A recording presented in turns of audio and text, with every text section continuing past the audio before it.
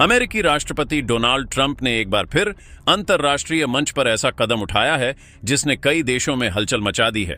उन्होंने कांग्रेस को सौंपी अपनी रिपोर्ट में अफगानिस्तान, चीन, भारत और पाकिस्तान समेत 23 देशों को उन देशों की लिस्ट में डाल दिया है जिन्हें वह ड्रग्स ट्रांजिट या इलिसिस प्रोड्यूसिंग नेशंस करार देते हैं।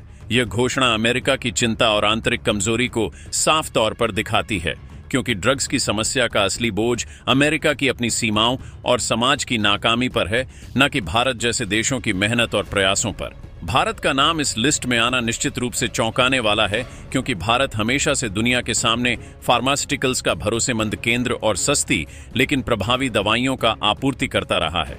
अमेरिका की यह चाल कहीं न कहीं भारत की उभरती शक्ति को रोकने का प्रयास लगती है। जिस वक्त भारत वेनेजुएला जैसे देशों के साथ नई साझेदारी करके वैश्विक दक्षिण को मजबूत करने में लगा है, उस समय वॉशिंगटन पुराने आरोपों की आड़ में अपनी असफलताओं को छिपा रहा है। ट्रंप की रिपोर्ट में वेनेजुएला को भी सीधे सीधे कटघरे में खड़ा किया गया है, लेकिन इसके ठीक बाद भारत और वेनेजुएला का साथ आना अमेरिका की बेचैनी को और बढ़ाता है। भारत ने कराकस के साथ कृषि, फार्मास्यूटिकल्स और डिजिटल इंफ्रास्ट्रक्चर जैसे अहम क्षेत्रों में पायलट प्रोजेक्ट शुरू करने का ऐलान कर दिया है।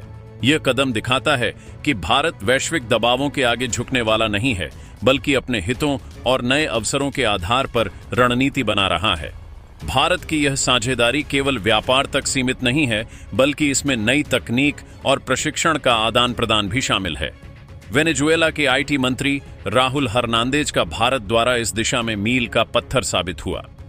UIDI, डिजीलुकर और AI भाषणी जैसे प्लेटफॉर्म्स के साथ वेनेजुएला का सहयोग इस बात का संकेत है कि भारत डिजिटल गवर्नेंस मॉडल को अब सीमाओं से परे ले जाकर दूसरे देशों तक पहुंचा रहा है। यह अमेरिका की तकनीकी वर्चस्व की छवि को सीधा चुनौती देता है। दूसरी ओर ट्रंप का चीन पर हमला कुछ नया नहीं है। अमेरिका ने चीन को फैंटानाइल और अन्य ड्रग्स का सबसे बड़ा केमिकल सप्लायर बताते हुए निशाना साधा है, लेकिन इस बयानबाजी के बावजूद चीन की आर्थिक पकड़ और वैश्विक सप्लाई चेन पर उसका दबदबा अमेरिका के लिए लगातार सिरदर्द बना हुआ है। भारत इस परिदृश्य में संतुलित रास्ता चुनते हुए फार्मा और डिजिटल एक्सपोर्ट से अपनी जगह मजबूत कर रहा है। भारत वेनेजुएला का व्यापार आंकड़ों में भी साफ झलकता है। 2024-25 में दोनों देशों का व्यापार 1.8 बिलियन तक पहुंचा। इसमें भारत के एक्सपोर्ट्स 216 मिलियन और इंपोर्ट्स 1.6 बिलियन रहे। खासकर फार्मास्यूटिकल सेक्टर में भारत वेनेजुएला की लगभग 40% जरूरतें पूरी करता है। ये वही क्षेत्र है जिसे अमेरिका अक्सर ड्रग्स का ठप्पा लगाकर बदनाम करने की कोशिश करता है, लेकिन सच्चाई ये है कि भारत की दवाइयां लाखों गियों को बचा रही हैं। भारत ने सिर्फ व्यापार ही नहीं, बल्कि मानवीय दृष्टि से भी वेनेजुएला को मदद दी है। आपातकालीन स्थितियों में भारत ने वहां वैक्सीन और जरूरी दवाइयां अनुदान के तौर पर भेजी। यह कदम भारत की वसुधैव कुटुंबकम की सोच को दर्शाता है। अमेरिका की सूची में नाम डालना भले ही दबाव बनाने का तरीका हो, लेकिन भारत के कदम उसे जवाब देने के लिए काफी है। अफगानिस्तान को लेकर ट्रंप ने कहा कि तालिबान के ड्रग्स बैन के बावजूद वहां उत्पादन जारी है, लेकिन यह भी ध्यान देने की बात है कि अफगानिस्तान की अस्थिरता का जिम्मेदार खुद अमेरिका है, जिसने 2 दशक तक वहां सैन्य उपस्थिति बनाए रखी और फिर अचानक निकल गया। आज वही देश अफगानिस्तान की स्थिति पर उंगली उठा रहा है, जबकि भारत वहां मानवीय और विकास परियोजनाओं के जरिए मदद देने की कोशिश करता रहा है। भारत की बढ़ती भूमिका का असर सिर्फ लैटिन अमेरिका तक सीमित नहीं रहेगा। डिजिटल पब्लिक इंफ्रास्ट्रक्चर में भारत जो मॉडल बना रहा है, उसे अपनाने में एशिया, अफ्रीका और अब दक्षिण अमेरिका के कई देश रुचि दिखा रहे हैं। यह एक नए प्रकार की सॉफ्ट पावर है जो अमेरिका की सूची या दबाव से कहीं ज्यादा असरदार साबित हो रही है। ट्रंप का वेनेजुएला को ड्रग्स प्रोड्यूसर कहना और उसी दौरान भारत का वहां निवेश करना एक प्रतीकात्मक संदेश है। यह बताता है कि नई दिल्ली वॉशिंगटन की शर्तों पर नहीं, बल्कि अपने राष्ट्रीय हित और वैश्विक जिम्मेदारियों के आधार पर फैसले ले रही है। यही नीति आने वाले समय में भारत को वैश्विक नेतृत्व की ओर ले जाएगी। जहां अमेरिका ड्रग्स की समस्या के बहाने नए नए आरोप लगाता है, वहीं भारत वैक्सीन और फार्मास्यूटिकल्स के जरिए जीवन बचा रहा है। यही अंतर दुनिया के सामने दोनों देशों की असली तस्वीर पेश करता है। भारत ने बार बार साबित किया है कि वह सिर्फ अपने लिए नहीं, बल्कि दूसरों के लिए भी विकास का मार्ग प्रशस्त करता है। भारत और वेनेजुएला की साझेदारी में कृषि भी एक अहम हिस्सा है। दोनों देशों ने मिलकर कृषि और पशुपालन पर चर्चा की है ताकि वहां खाद्य सुरक्षा को मजबूत किया जा सके। अमेरिका की पॉलिसी जहां रोकथाम और पाबंदियों पर केंद्रित है, वहीं भारत का दृष्टिकोण उत्पादन और सहयोग पर है। यही कारण है कि कई विकासशील देश भारत को एक भरोसेमंद साथी मानते हैं। डिजिटल इंडिया की सफलता की गूंज अब अंतर्राष्ट्रीय स्तर पर सुनाई देने लगी है। आधार, डिजिलॉकर और यूनिफाइड पेमेंट्स इंटरफेस (यूपीआई) जैसे प्रोजेक्ट्स की वजह से भारत ने तकनीकी आत्मनिर्भरता दिखाई। अब जब इन्हीं मॉडलों को वेनेजुएला जैसे देशों में लागू किया जाएगा तो भारत एक नई डिजिटल डिप्लोमेसी का रास्ता खोल देगा। अमेरिका इस क्षेत्र में पीछे छूटता दिख रहा है। अमेरिका की समस्या यह है कि वह ड्रग्स की चुनौती को केवल बाहरी देशों पर थोपता है। असलियत यह है कि ड्रग्स की खपत सबसे ज्यादा अमेरिकी समाज के भीतर है। वहां की युवा आबादी और कानून व्यवस्था की कमियां इस संकट को गहरा कर रही हैं। लेकिन ट्रंप का हर भाषण यह दिखाता है कि अमेरिका अपनी कमजोरी को स्वीकारने से बच रहा है। भारत को इस समय जो रणनीति अपनानी है वह बिल्कुल स्पष्ट है।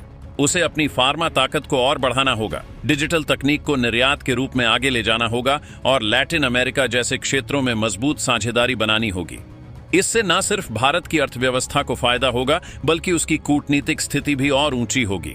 ट्रंप की ड्रग्स लिस्ट भारत की छवि को धूमिल नहीं कर सकती, क्योंकि दुनिया जानती है कि भारत का योगदान स्वास्थ्य और टेक्नोलॉजी में कितना अहम है। बल्कि यह सूची यह दर्शाती है कि अमेरिका भारत की बढ़ती ताकत से असहज महसूस कर रहा है। यह भारत के लिए संकेत है कि उसका रास्ता सही है और उसे और दृढ़ता से आगे बढ़ना चाहिए। भारत को अब अपनी नीति में यह सुनिश्चित करना होगा कि किसी भी तरह का दबाव उसकी साझेदारियों को प्रभावित न करे। वेनेजुएला के साथ मौजूदा कदम एक मिसाल है कि कैसे भारत अपनी स्वतंत्र विदेश नीति बनाए रख सकता है। यही स्वतंत्रता आने वाले वर्षों में भारत को वैश्विक महाशक्ति बनने की राह दिखाएगी। जहां अमेरिका दूसरों पर आरोपों की राजनीति में उलझा है, वहीं भारत समाधान की राजनीति कर रहा है। यही वह अंतर है जो आज की दुनिया में भरोसे और नेतृत्व का असली पैमाना है। भारत को इस दिशा में कदम दर कदम आगे बढ़ते रहना होगा। ट्रंप का संदेश जितना कठोर था, भारत का जवाब उतना ही संतुलित और दूरदर्शी साबित हो रहा है। यही संयम और व्यावहारिक दृष्टिकोण भारत की सबसे बड़ी ताकत है। अमेरिका की कमजोरी अब दुनिया के सामने उजागर हो चुकी है और भारत का उदय एक नई दिशा में बढ़ रहा है।